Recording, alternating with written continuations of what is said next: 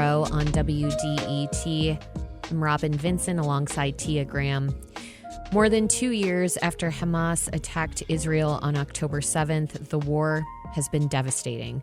After a shaky ceasefire collapsed, almost 50,000 Palestinians are now dead from Israeli bombardments in Gaza, which now lays in ruins.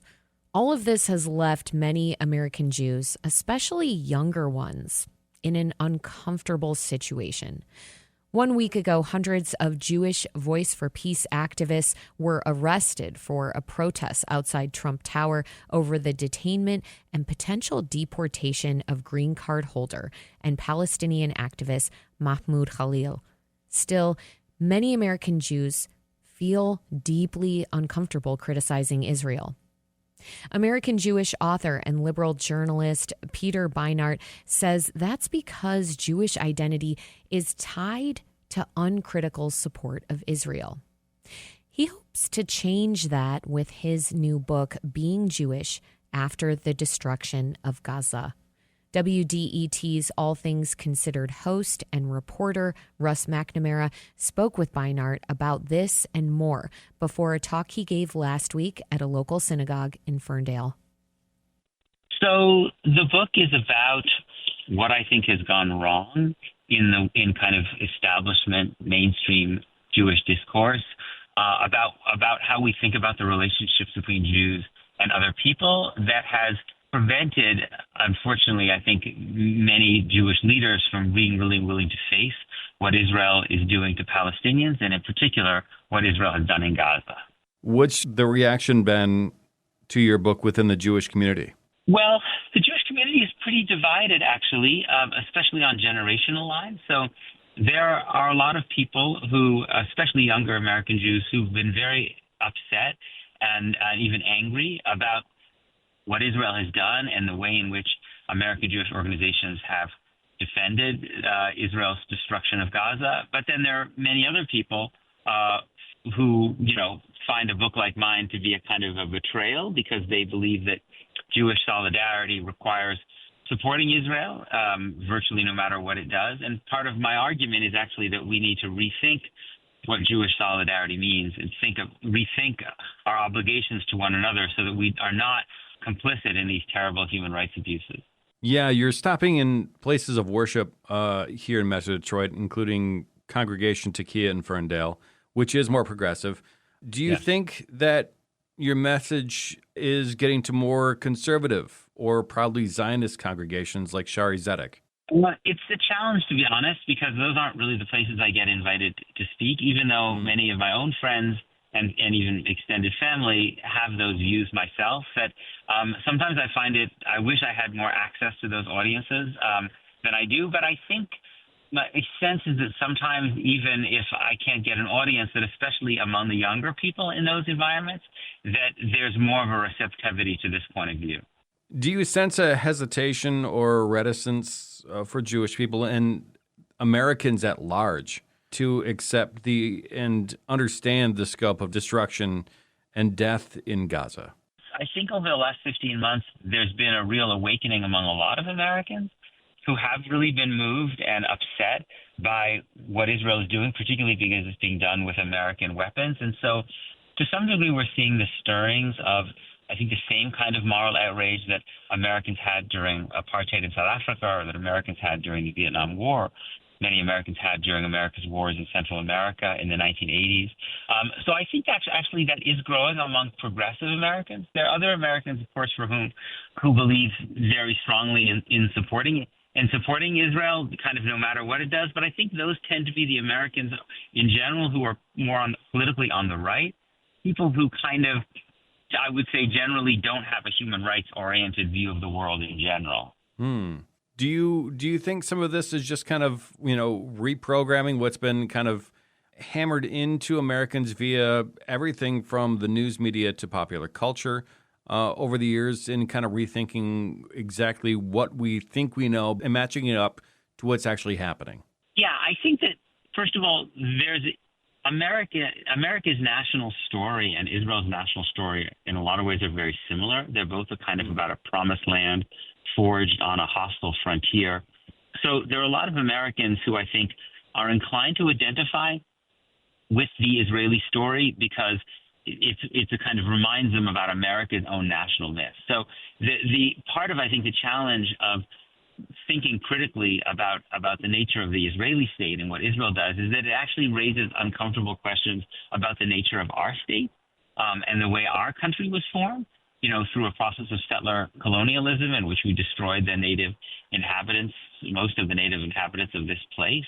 And I think there's also, for many Americans, a kind of a Christian evangelical identification with Israel as part of a kind of biblical prophecy.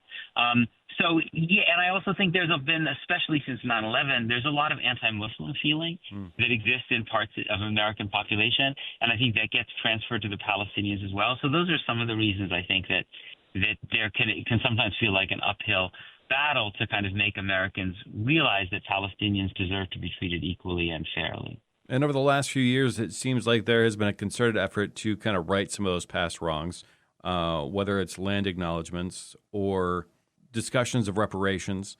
Those type of things, generally cause a backlash of some sort.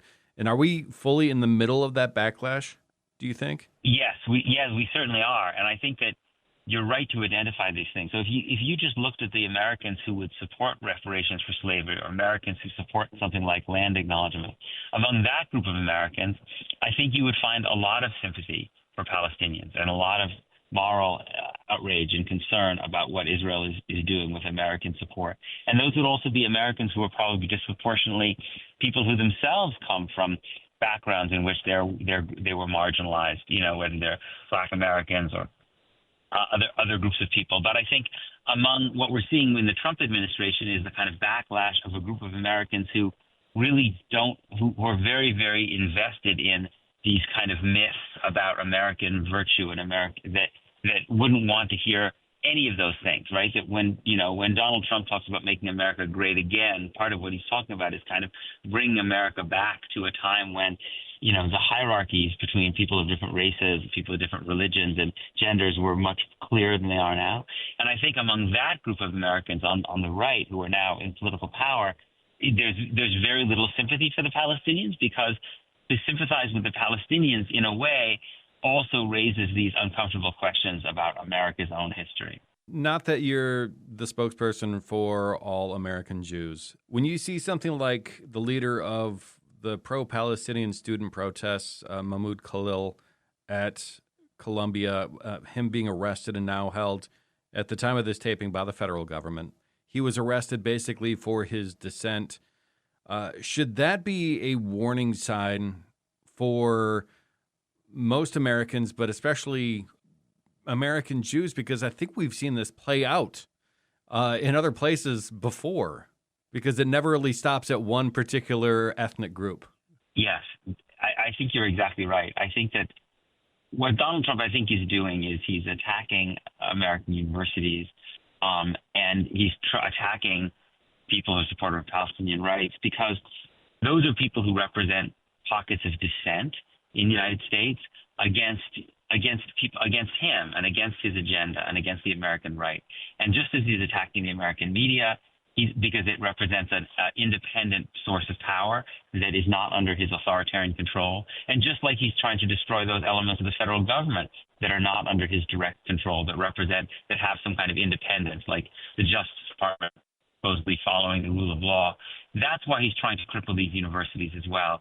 The claim is that it's being done because of a concern of anti-Semitism. But if you look at Trump's own political coalition, in fact, these are the most anti-Semitic people in the United States who are in Trump's own coalition. If you just look at the polling, you find that anti-Semitic attitudes are far higher among Americans on the right than on the left. And Donald Trump himself has said has trafficked in more anti-Semitic stereotypes than any other American president in modern history. So it just doesn't pass the smell test to suggest these people are so genuinely concerned about anti-Semitism. I think they're using claims of anti-Semitism to try to cripple America's universities, and they're also destroying the rule of law. And when you destroy the rule of law, it doesn't stop at some pro-Palestine protester. The next group of people might be climate change protesters or labor union organizers or whoever else, right? And so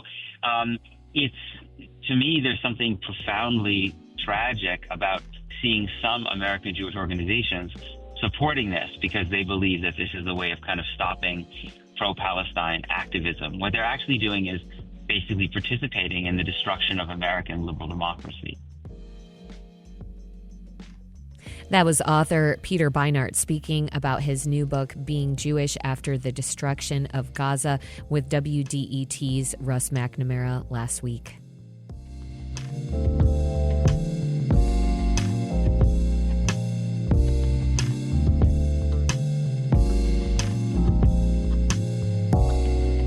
This is the Metro on 101.9 WDET FM, taking a look at news from the WDET newsroom.